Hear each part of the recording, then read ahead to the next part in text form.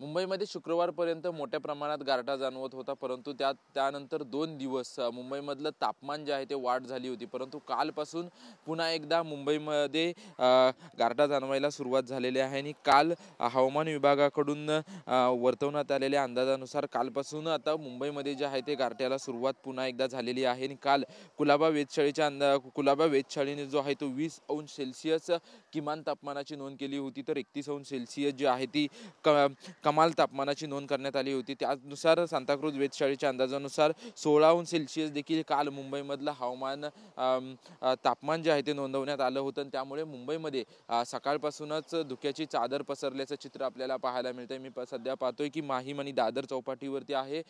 संपूर्ण मुंबईमध्ये धुक्याची चादर पसरल्याचं आपल्याला चित्र पाहायला मिळतंय. मागच्या शुक्रवारपर्यंत मुंबईमध्ये हवामानामध्ये चढ उतार असलेला आपल्याला पाहायला मिळत होता, परंतु आज आपण पाहतोय की थंडीची लाट जी आहे ते मुंबईमध्ये आल्याचं आपल्याला पाहायला मिळतं आणि यामुळे कुठेतरी मुंबईमधली हवा प्रदूषित होण्याचं प्रमाण देखील वाढल्याचं आपल्याला पाहायला मिळतंय.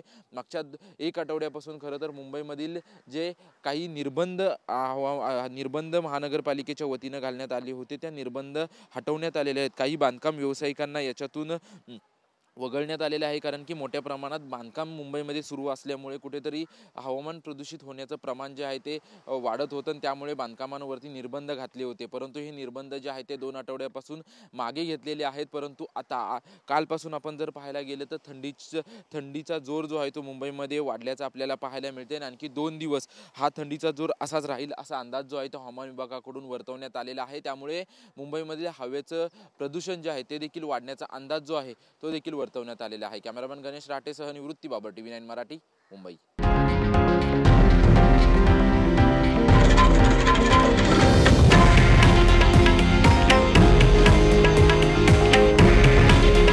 हे आहे देशातील नंबर 1 न्यूज नेटवर्क आणि आपण पाहत आहात TV9 मराठी.